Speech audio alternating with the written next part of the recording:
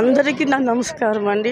నా చిన్న చిన్న పిల్లలతోటి ఎంతో కోటి రూపాయలు అప్పులు చేసి ఇల్లు కట్టామండి. అప్పులు ఉండగా ఈ పిల్లలతోటి మేము ఎలాగ బతకాలండి? మా ఇల్లు మీరు అందుకొట్టేస్తే ఎటు వెళ్ళాలండి చెప్పండి? చాలా అప్పులు ఉన్నది బావుకి. అప్పులతోటి ఈ పిల్లలు పట్టుకొని ఎక్కడికి వెళ్తారండి?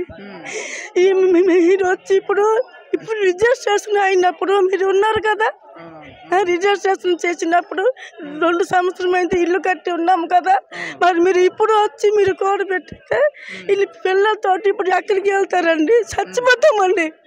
చచ్చిపోతాము. గవర్నమెంటే కదా ఇప్పుడు అన్నం వడ్డించి అన్నంలోనే ధూళి వేస్తే అది న్యాయం అండి చెప్పండి? మా గుండె హార్ట్ వచ్చేస్తుంది. ఇనగన రాత్రులు పడుకోలేము, అన్నం తినలేము, ఎలాగుంటామండి మేము? ఏమండి మాకు ఆస్తి డబ్బు ధనము ఏంటి లేవండి. కష్టపడి ఇల్లు కట్టాము. 3 సెంట్లు భూమి కూడా మాకు లేవండి. చాలా కష్టపడి ఇల్లు కట్టాము. ఆ ఇల్లుకి మీరు వచ్చి కూడి పెడితే మేము ఎట్లా బతుకుతామండి?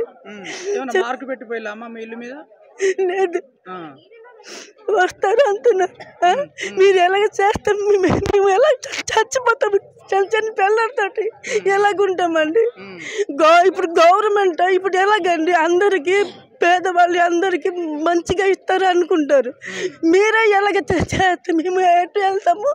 ఎలా చేస్తాము చెప్పండి?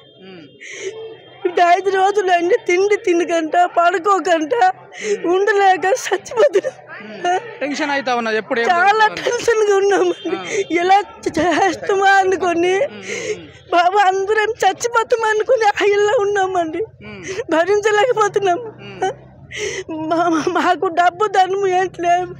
మినిస్టర్ గారికి హోమ్ మినిస్టర్ గారికి నేను దండమండి, మాకు కొంచెం తోవ చూపించండి చెప్పండి. కానీ మీరు ఎక్కడ డెవలప్మెంట్ చేస్తే ఎక్కడ చేయండి. మూసనదికి మాకు రాకండి, మీకు దండం మొక్కుతానండి. మూసనది మాకు వదిలేయండి.